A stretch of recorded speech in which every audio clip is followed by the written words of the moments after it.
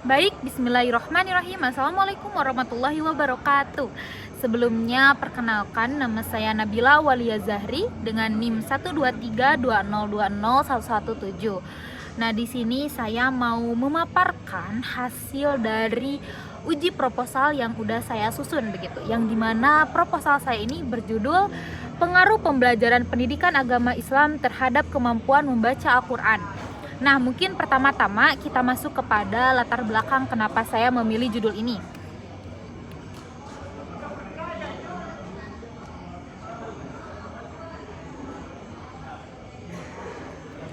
Nah, di sini terdapat 3 latar belakang yang membuat saya kenapa sih saya memilih judul ini gitu.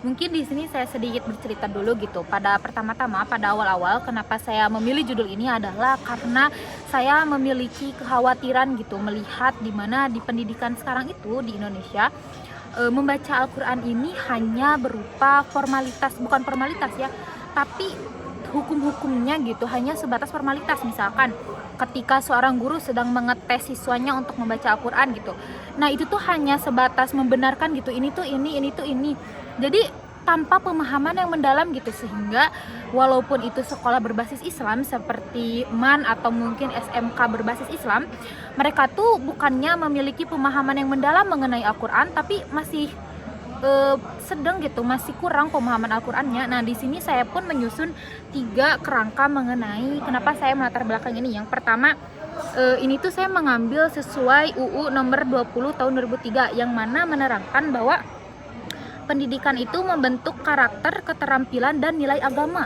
Nah, yang kedua, saya mengambil dari permasalahan yang telah saya paparkan tadi juga, yaitu mengenai kendala membaca Al-Quran, yang dimana banyak siswa belum lancar membaca, salah pelafalan, kurang tajwid dan makhraj. Nah, ini tuh menjadi kekhawatiran besar gitu. Apalagi kenapa salah satu alasannya gitu, saya tuh mengambil sampel, mengambil penelitian di sekolah berbasis Islam gitu. Karena saya tuh memiliki pemahaman, dan bukan cuma pemahaman saya gitu, tapi memang seharusnya sekolah berbasis Islam itu menciptakan hasil siswa yang berproduk atau yang berkualitas Islamnya. Tapi sekarang malah banyak siswa-siswa yang keluar dari sekolah Islam itu tanpa pemahaman yang mendalam. Bahkan mereka membaca Al-Qur'annya saja masih asal-asalan gitu. Nah, itu membuat saya memiliki kekhawatiran yang mendalam sehingga saya membuat judul ini ya. Lalu yang ketiga, peran guru dan inovasi. Guru itu perlu menciptakan inovasi. Nah, di dalam penelitian ini selain saya meneliti pengaruhnya, saya juga mau menciptakan pengaruh dari peran guru ini, karena guru ini bukan sebagai pengajar saja, tapi sebagai pencipta inovasinya. Nah, selanjutnya ada rumusan masalah, yang dimana rumusan masalah ini saya susun menjadi 4 poin, yang dimana rumusan masalah yang pertama ini menjelaskan bagaimana distribusi tingkat kemampuan membaca Al-Quran di kelas 12. Nah, di sini kebetulan saya mengambil sampel penelitian dari kelas 12. Kenapa begitu? Karena saya memiliki pemahaman, bukan pemahaman tapi yang setelah saya teliti juga gitu, berbasis teori juga.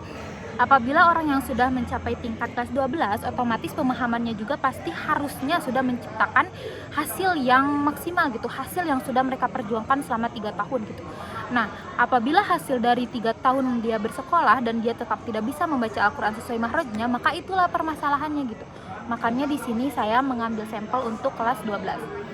Nah, lalu yang kedua, adakah hubungan intensitas pembelajaran PAI dengan kemampuan membaca?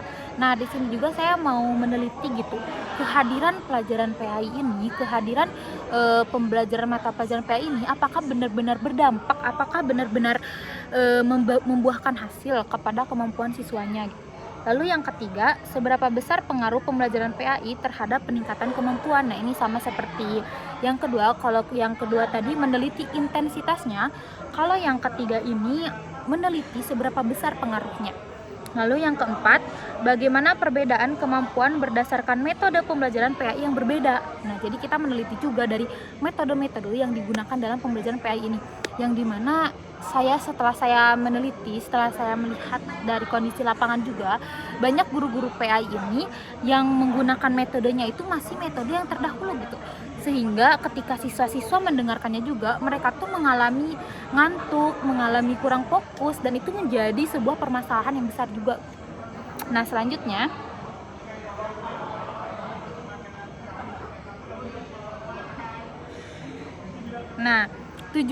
tujuan dari saya adakan judul ini adalah yang pertama itu tentu terbagi kepada beberapa bagian, yaitu untuk siswa, untuk sekolah, dan untuk orang tua. Kalau untuk sekolah, saya tuh memiliki besar harapan dalam tujuan proposal ini adalah agar sekolah itu bisa menerapkan metode baru, inovasi baru, yang dimana saya juga menawarkan metode jigsaw gitu untuk permasalahan ini gitu, yang mana agar permasalahan yang sudah dialami secara terus-menerus ini dapat ditemukan solusinya gitu. Nah yang kedua, untuk siswa, besar harapannya si siswa yang awalnya membaca Al-Quran itu masih asal-asalan, membaca Al-Quran masih tidak sesuai dengan makhrajnya, maka dia tuh sekarang sudah bisa membaca Al-Quran sesuai dengan makhrajul hurufnya dan juga memahami tajwidnya. Nah mungkin karena memang terbatas oleh waktu juga, saya tidak akan langsung menjeplak untuk paham seluruh tajwid yang ada gitu. Tapi di sini saya membatasi dulu untuk tajwid-tajwid yang awal gitu. Jadi tajwid-tajwid yang mendasar gitu, agar mereka setidaknya paham hukum-hukum tajwid yang awal gitu. Nah selanjutnya untuk orang tua. Nah ini juga besar harapannya gitu, agar menciptakan kesadaran untuk orang tua agar bisa lebih fokus atau lebih menuturkan fokus dan intensitas mereka kepada anak-anaknya gitu, agar anak-anaknya tuh tidak hanya diserahkan kepada sekolah gitu, tapi orang tua juga harus memiliki perannya gitu. Lalu selanjutnya, manfaat penelitian, yang dimana di manfaat penelitian ini sudah saya sedikit jelaskan tadi juga gitu.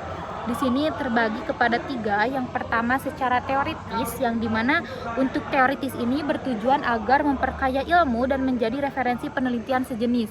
Jadi saya juga besar harapannya gitu, agar dengan adanya penelitian saya ini bisa menjadi referensi gitu untuk orang-orang, karena memang kasus ini itu umum dan lumrah, tapi masih banyak orang yang belum menelitinya gitu, masih banyak orang yang masih abai terhadap permasalahan ini. Dan besar harapan saya dengan saya mengajukan judul ini dan meneliti mengenai hal ini, orang-orang menjadi lebih peka dan lebih sadar terhadap permasalahan ini.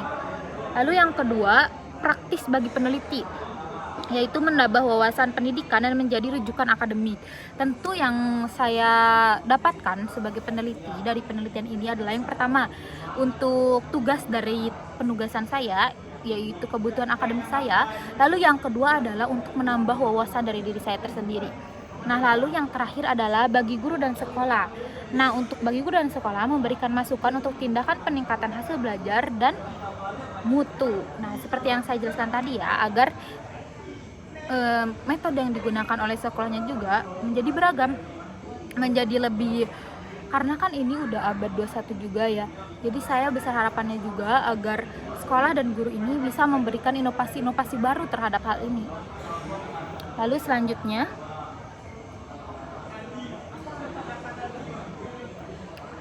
teori dan model pembelajaran. Nah di sini saya membagi kepada 2, yaitu yang pertama aspek teoritis, yaitu PAI mencakup ranah kognitif, afektif, dan psikomotorik. Membaca Al-Quran termasuk psikomotorik.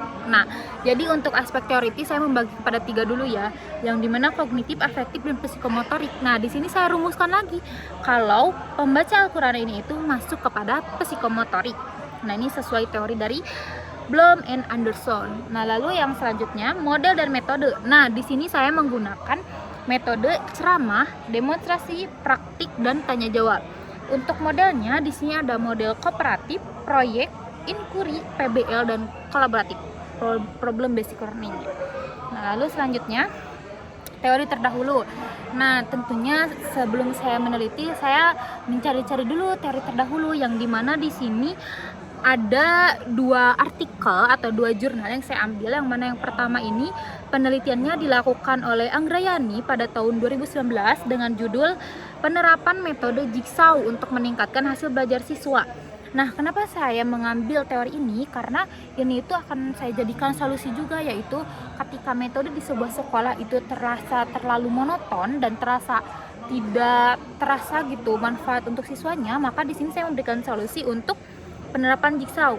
Nah, maka tujuannya itu selain saya meneliti mengenai kemampuan mereka dalam membaca Al-Quran, saya juga mau menerapkan menerapkan penelitian atau percobaan terhadap metode jigsaw ini. Apakah kiranya metode jigsaw ini tuh lebih relevan digunakan untuk pemahaman mereka gitu. Lalu yang kedua, penelitiannya dilakukan oleh Pranata pada tahun 2013 yang dimana dengan judul Pengaruh Model Pembelajaran Kooperatif Tipe Jigsaw terhadap Hasil Belajar IPA Siswa pada Konsep Cahaya. Nah, lalu selanjutnya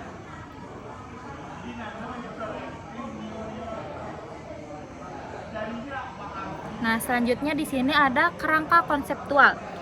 Nah, di sini bisa dilihat gitu, ada kerangka konseptualnya yang dimana di sini ada kondisi awalnya kepada pembelajaran membaca Al-Quran masih menggunakan metode konversional, masih menggunakan metode yang terdahulu gitu.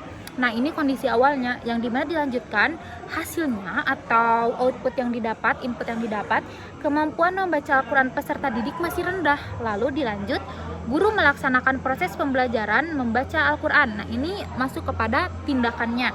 Lalu menghasilkan input, kondisi akhirnya, yaitu penerapan metode diduga dapat meningkatkan kemampuan membaca Al-Quran peserta didik. Seperti itu untuk kerangka konseptualnya. Lalu selanjutnya, di sini ada penjelasan dari kerangka konseptual tadi yang dimana H0-nya tidak terdapat pengaruh pengajaran PAI terhadap kemampuan membaca Al-Quran pada siswa kelas 12, dan untuk H1-nya terdapat pengaruh pengajaran PAI terhadap kemampuan membaca Al-Quran pada siswa kelas 12. Nah, lalu selanjutnya, nah ini ada instrumen pengumpulan data yang akan saya laksanakan nanti, yaitu saya melakukan empat tipe instrumen, yaitu yang pertama adalah wawancara, yang dimana wawancara ini akan saya lakukan kepada kesiswaan karena kesiswaan tuh lebih banyak berinteraksi dengan siswa-siswa. Lalu yang kedua kepada guru PAI tentunya, lalu yang ketiga kepada siswa. Lalu di sini ada observasi juga yang dimana penelitian ini menggunakan metode observasi juga gitu. Lalu ada dokumentasi dan tes. Nah, untuk tes ini itu nanti saya akan mengetes untuk kelancaran bacaannya, mengukur seberapa lancar mereka membaca. Lalu yang dua, ketepatan tajwid. Lalu yang ketiga, penguasaan mahrojnya. Lalu selanjutnya selesai. Nah, mungkin sekian dari saya. Mohon maaf apabila masih banyak kekurangan dan dimohon untuk doanya untuk agar proposal ini bisa berjalan lancar dan bisa bermanfaat untuk orang-orang dan terutama untuk saya tersendiri, dan semoga pendidikan di Indonesia ini terutama pendidikan agama bisa lebih maju lagi dan tidak monoton, karena pendidikan agama ini tidak boleh hanya dijadikan formalitas, tapi justru harus dijadikan menjadi prioritas sesuai dengan di dalam Pancasila, yaitu yang pertama ketuhanan yang Maha Esa. Tentunya pendidikan agama juga adalah suatu hal yang penting. Terima kasih. Assalamualaikum warahmatullahi wabarakatuh.